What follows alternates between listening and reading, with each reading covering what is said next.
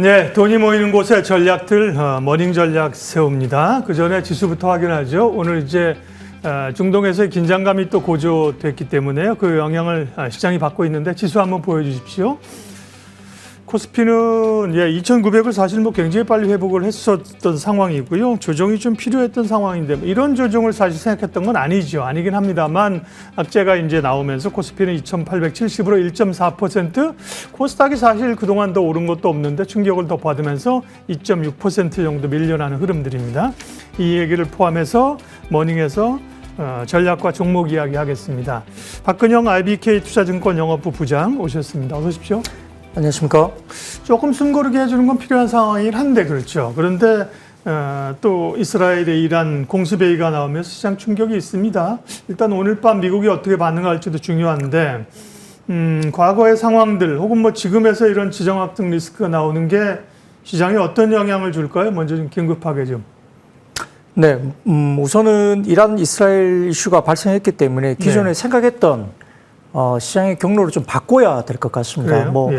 제가 원고를 드렸던 어제 밤까지만 해도 생각했던 것들이 일단 그 국지전이 일단 생겼고요. 여기에 따라서 유가가 움직였기 때문에 이와 관련된 부분들을 좀 바꿀 수밖에 없는 경로 수정이 분명히 필요합니다.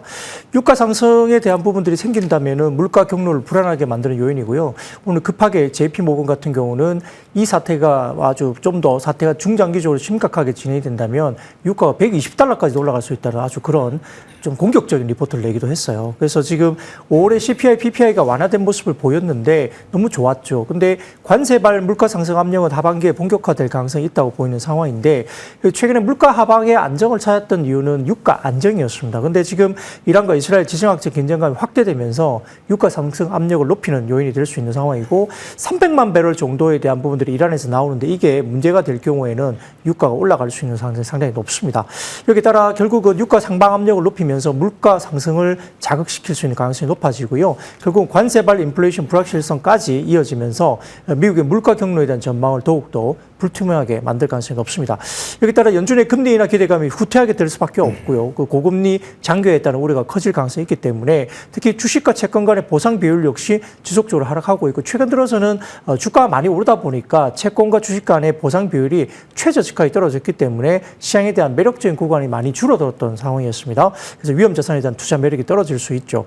국내 같은 경우도 차익 실현 압력이 키울 가능성이 있고요. 여러 가지 부분에서 상당히 좀 힘들게 진행될 수밖에 없습니다.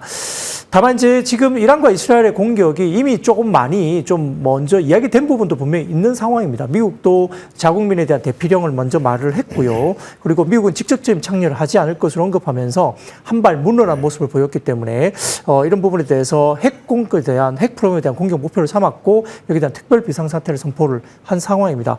현재까지는 국제유가가 5% 넘게 급등하고 있고 미국의 시간의 선물은 1.5% 내외 큰 폭의 하락폭을 보이고 있는데 그리고 달러 강세 그리고 엔화 강세가 진정되는 등 안전자산 선호 심리가 확대되면서 조정이 나올 수밖에 없습니다.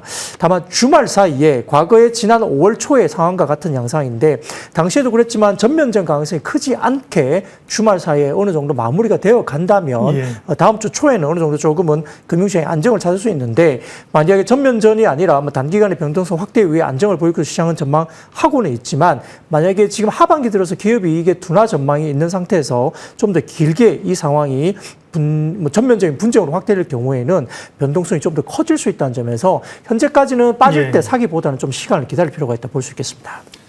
나스닥 선물은 1.9% 하락이고요. 유가 부분을 건드릴 수 있는 거를 중요하게 보셨네요. 유가는 지금 7%가 실시간으로 선물에서 급등을 하고 있는 흐름들입니다. 네. 자, 긴급하게 중동에서의 지정학적 리스크 문제를 점검을 해 주셨고요. 오늘 준비한 종목 이야기 하겠습니다. 시장 상황이 바뀌어서 변동 사항의 비율을 바꾸시게 되면 또 여기다 반영을 하십시오. 일단 저희가 준비한 내용은 외국인의 순매수세가 이어지고 있는 풍산, 기관이 열심히 사고 있는 심택인데요. 풍산부터 보면 이건 소재업체로 봐야 됩니까? 또 약간 방산으로 보기도 해야 되고, 풍산의 최근 흐름들 말씀해 주십시오. 네. 최근에 주가 급등의 세 가지 주요 가능성은 풍산 같은 경우는 구리의 구조적인 수급 불균형 때문에 이 트럼프 행정부의 관세 부과 계획 등에 따라서 구리 가격이 강세로 전환된다는 점 긍정적으로 들을 수 있고요. 두 번째는 2분기 실적 서프라이즈가 기대된다는 점입니다. 마지막으로는 최근 방산업종들의 주가가 급등을 해 있는데 풍산 같은 경우는 아까 말씀드렸던 탄약 부분에 대한 어떤 그 방산업종으로서의 사업 가치가 새롭게 재부각된 점이 긍정적으로 작용할 수 있습니다.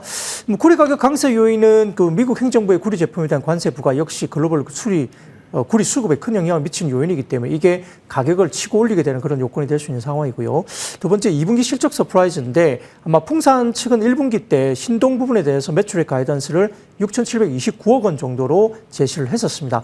방산 부분 매출액은 3,290억 정도 예정을 했고요. 세전이익은 1,000억 정도로 예시를 했는데 지금 2분기 부분에 신동 부분 제품 판가의 기준 구리 가격은 톤당 9,472.3달러로 추정이 되기 때문에 판매량의 가이던스를 47,000톤 충족을 한다는 가정에서는 신동 부분의 외형과 이익이 사측의 가이던스를 상회할 수밖에 없습니다.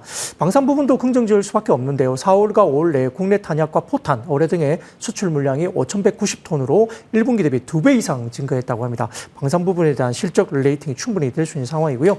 여기에 따라서 고질적인 저평가 부분이 탈출되면서 지금 풍산과 풍산홀딩스 종이 지금 상당히 좀 좋은 모습이 나타날 수밖에 없는데 실제 현대로템 같은 경우는 연초부터 238% 이상 급등을 했고요. 하나에어로스페이스도 191% 급등, LG 넥스원도 107% 급등했습니다. 하나시스템도 127% 급등을 했기 때문에 풍산 같은 경우는 탄약 사업을 영위하고 있음에도 불구하고 전체 매출 비중의 30% 정도 수준이어서 너무 방산 부분에 대한 부분들이 저평가되어 있었습니다. 이 부분 떼서 실질적인 영업이익 기여도는 신동 부분 대비 높고요. 방산 부분에 대해서 전반적으로 이익 부분에 대한 기여도가 높기 때문에 방산주로서의 릴레이팅이 지금 가능하다 볼 수 있겠습니다.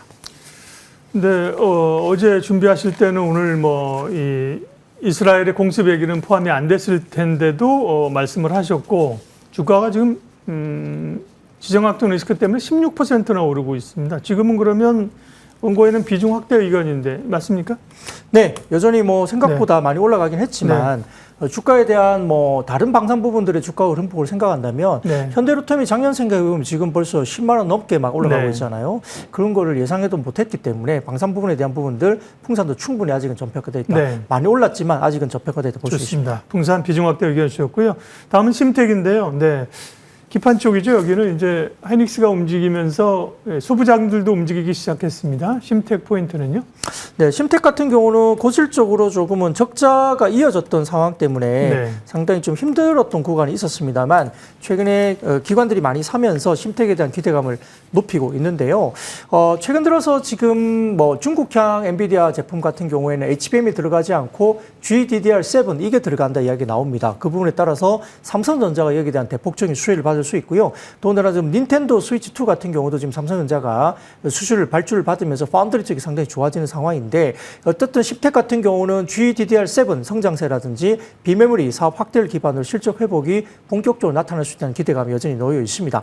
2분기 영업이익은 53억 원으로서 3개 분기 만에 흑자 전환이 예상되기 때문에 턴어라운드 일단 예상되고 있는 상황이고 메모리 성수기 진입에 따른 출하량 증가라든지 FCCSP라든지 SIP 등의 서버양 GDDR7 고부가 제품 비중 증가가 수익성 개선에 상당히 기여할 것으로 보고 있습니다.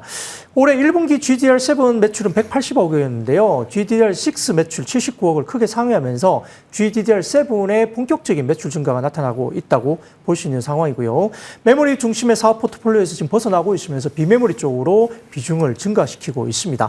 FCCSP는 데이터 센터형 버퍼 칩이라든지 SSD 모듈 컨트롤러 칩 영역에서 점유율이 확대되고 있는 상황인 상황입니다. 올해 연결 기준 매출액은 1조 3,200억 정도 추정이 되고 있고요. 그리고 영업이익은 329억 원으로 흑자 전환 예상될 것으로 보는데 내년 같은 경우는 영업이익단이 276% 증가가 올해 대비해서 2배 이상 급증할 것으로 보고 있는 상황입니다.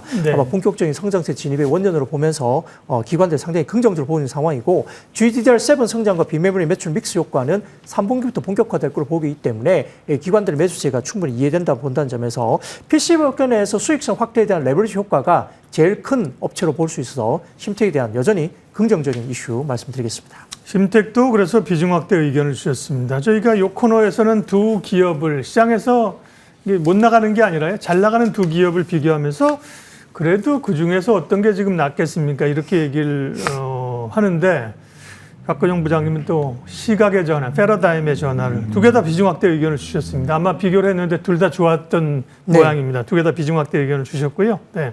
종목 얘기는 그렇게 풍산과 심택 모두 비중 확대 의견으로 주셨고 전략을 다시 한번 마무리하겠습니다. 앞서 말씀드린 것처럼 이스라엘이 이란에 대한 기습적인 거죠. 기습적인 공격이 있었고요. 글쎄요, 이란이 먼저 뭐 선제 타격을 하려던 거를 감지해서 한 것인지 국면 전환으로 한 것인지 모르겠으나 그에 따른 영향들 또 주말입니다. 다음 주를 준비하면서 우리 시장의 상대적인 강세 이걸 어떻게 해석하면서 갈 것인가 전략 좀 다시 한번 마무리할게요. 네, 핵심은 이란과 이스라엘의 이번 주 주말 사이의 분위기를 좀 봐야 될 것 같은데 전면전이 아니라고 한다면 지금은 어느 정도 단기에 좀 끝날 수 있다고 가정을 만약에 한다면 시장은 여전히 긍정적일 수밖에 없습니다.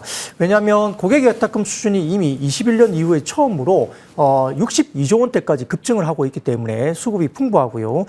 그리고 지금 PBR 기준으로 봤을 때는 0.97배, PBR 1배 정도까지 올라간다 하더라도 3,000포인트 정도까지 가야 되는 구간이기 때문에 아직까지 글로벌 시장에서 굉장히 저평가되어 있다 생각이 듭니다.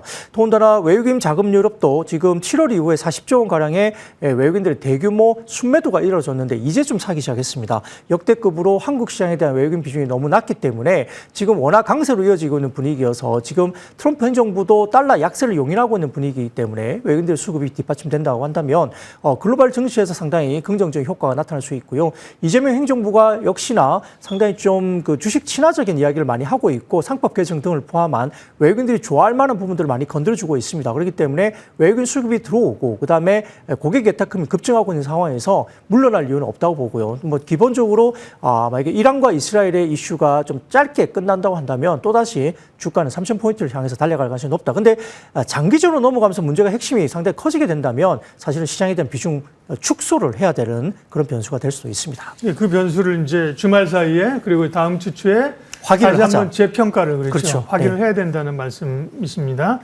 예, 머닝 섹터와 종목 이야기 IBK 투자증권 박근영 부장님과 함께했습니다. 고맙습니다. 네, 감사합니다.